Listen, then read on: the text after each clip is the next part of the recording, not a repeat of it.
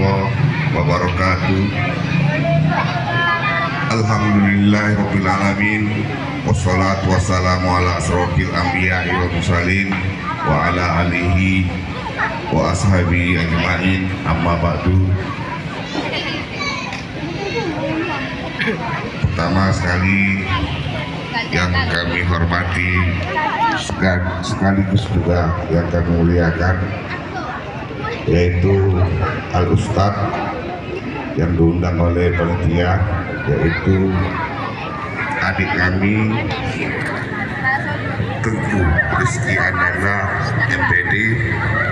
Seperti disampaikan oleh Ketua PKM tadi, beliau adalah anak Batubara, yaitu anak Desa Aras, Kecamatan Air Putih, Indrapura.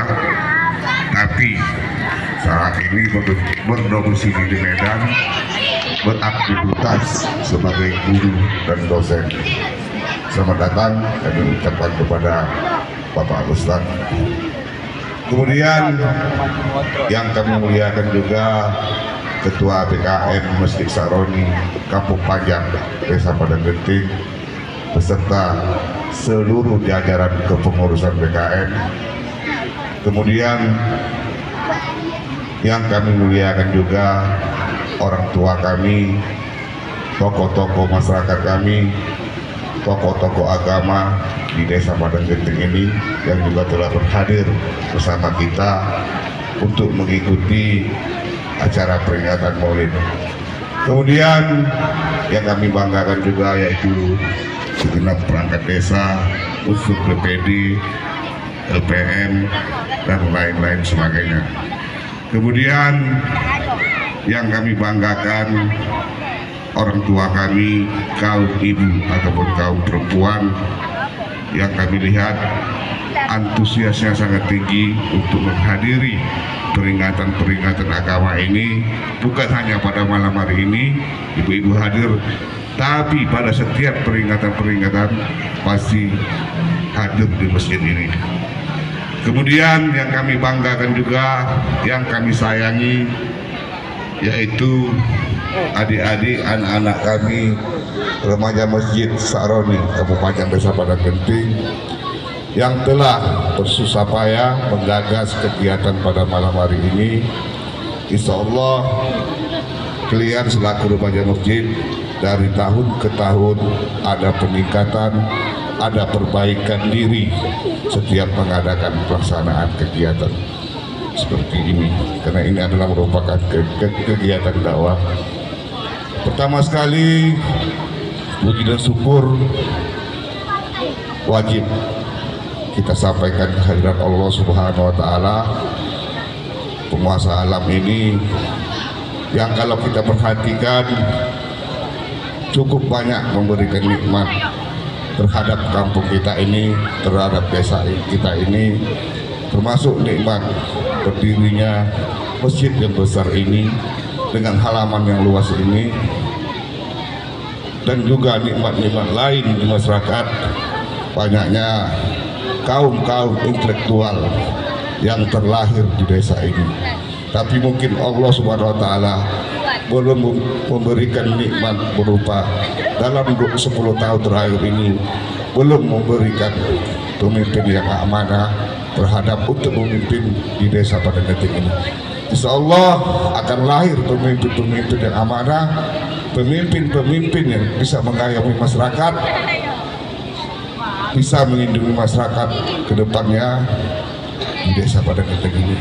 Kemudian Allahumma sholli ala Sayyidina Muhammad wa ala ali Sayyidina Muhammad. Selawat berangkai salam tidak pernah bosan-bosan kita bacakan, sekaligus juga kita hadiahkan kepada junjungan kita Nabi Muhammad SAW beserta keluarga dan sahabat-sahabat beliau, dengan harapan pasti kita menginginkan syafaat beliau. Semoga doa kita untuk mendapatkan syafaat beliau di kemudian hari kelak insya Allah akan tercapai. Bapak-bapak, saudara-saudara, adik-adik, ibu-ibu yang kami banggakan, pada malam hari ini atau tepatnya 1453 tahun yang lalu atau 570 Masehi telah lahir idola kita, yaitu Rasulullah Nabi Muhammad SAW ke dunia ini. Salah satu tujuan peringatan Maulid ini kita laksanakan tidak lain dan tidak bukan adalah sebagai bentuk kecintaan kita kepada beliau, kepada Rasulullah, sekaligus juga dengan harapan apa-apa sifat-sifat dari Rasulullah bisa kita teladani dalam kehidupan sehari-hari, baik itu dalam hal beribadah, dalam hal bermasyarakat, dalam hal berpemerintah, termasuk juga kepada remaja-remaja masjid. Bagaimana meneladani sifat-sifat Rasulullah sewaktu beliau masih muda. Bagaimana cara bergaul yang baik, terutama terhadap anak-anak kita, karena mau tidak mau setiap pertemuan seperti ini saya wajib menyampaikan bahwasanya kita tak boleh lagi terlena, pertama kepada ibu-ibu untuk mengingatkan anak-anak kita yang masih remaja. Karena pada saat ini kalau kami perhatikan, kita mempunyai anak itu kalau sudah tahu dunia luar, ibarat kita melepaskan seekor kambing ke kandang singa, kecil kemungkinan akan selamat. Begitulah keadaan wilayah kita pada saat itu. Saya mau tak mau menyebut bahaya narkoba.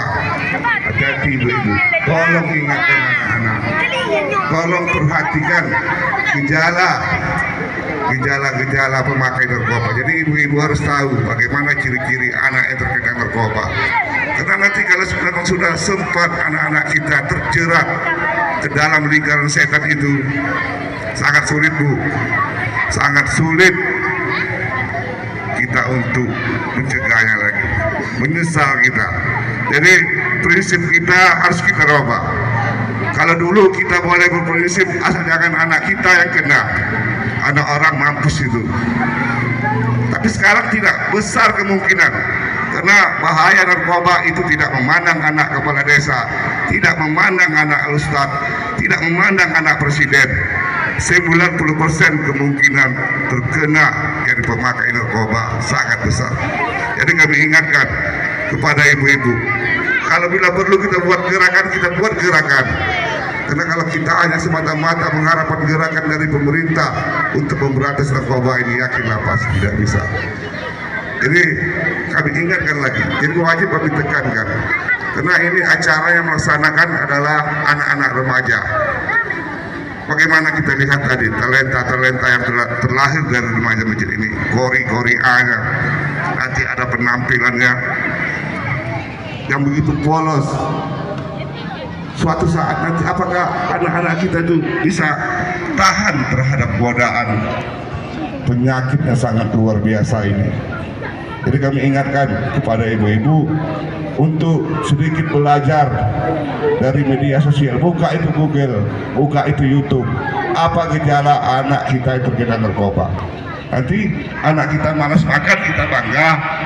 Sedikit makan bangga, malas tidur, susah tidur kita bangga. Malah tidur 3 hari 3 malam tak bangun-bangun, kita cuek.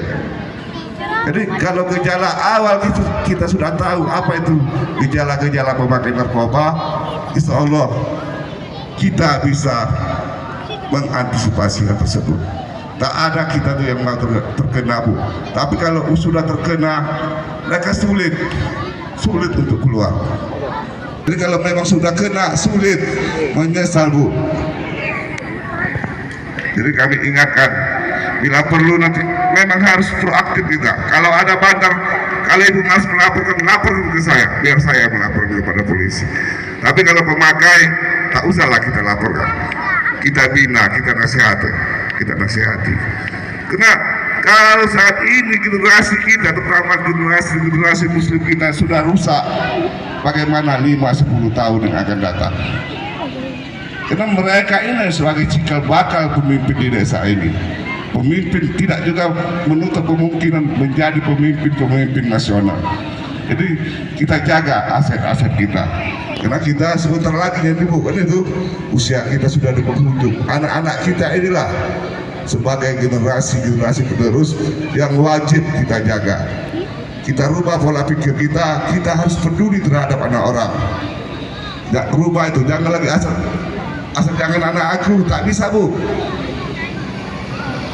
Jadi itu sedikit saya sampaikan, walaupun menyimpang daripada topik acara, tapi rasanya wajib saya sampaikan. Kemudian di sini saya juga wajib menyampaikan, karena saya selaku pemimpin di desa ini, saya cukup menyadari bahwasanya dalam 10 tahun lebih ini mungkin pastilah banyak menyimpan kekecewaan sama saya, karena saya yang kalian jadikan sebagai pemimpin ini jauh dari harapan kalian. Jadi saya mohon maaf dengan segala kekurangan saya, dengan segala kekurangan tim kami di Desa Padang Genting. Kami mohon untuk dimaafkan, karena kalau topik kita nanti perihal Bantun juga kami tetap tak bisa perbaiki itu. Jadi kalau kalian marah sama kami belum bisa memaklumi itu. Memang harapan kalian sama kami memang tinggi, tapi kami tidak bisa berdiri sebagai pemimpin yang baik. Insya Allah ke depan kalian akan mendapat pemimpin yang bisa mengayomi kalian secara baik dan benar. Jadi terakhir, kepada remaja masjid, terima kasih kami sampaikan telah menggagas acara ini. Kami rasa pelaksanaannya lebih baik dari tahun-tahun yang lalu, sudah mulai tertib, sudah mulai teratur. Ke depan seperti harapan Ketua BKF tadi, laksanakan sesuai dengan kemampuan dan keadaan keuangan kita. Karena saat ini ekonomi bersulit, jangan kalian mengumpat kalau donatur itu tak seperti yang kita harapkan. Ada yang membantu sedikit, wajib kita syukuri. Jangan kalian publikasikan pula, yang sedikit kalian publikasikan biasa mengasih banyak, kan itu. Karena kita memang saat ini masa-masa yang sulit. Kemudian tadi juga menyambung kepada Ketua BKM masalah anak-anak. Alhamdulillah kami lihat kalau sesekali saya ke masjid, alhamdulillah ramai anak-anak. Kalau ribut itu wajar, cuman ada juga batas-batas keributan itu, bukan itu. Di mana-mana anak-anak pasti ribut.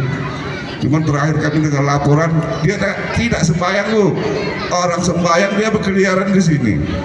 Tolong ingatkan. Kami yakin ibu pasti mengingatkan itu di rumah. Tapi namanya juga anak-anak, kita pun pernah jadi anak-anak. Di rumah dia pasti iya kata dia, ada itu. Kami tak salahkan ibu-ibu, cuman lebih tingkatkan lagi pengawasannya. Silakan datang ke masjid ini.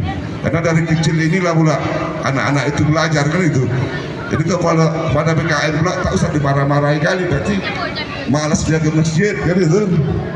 Tak ada nanti dia sebagai generasi penerus kita di masjid ini. Kami rasa demikian yang dapat kami sampaikan.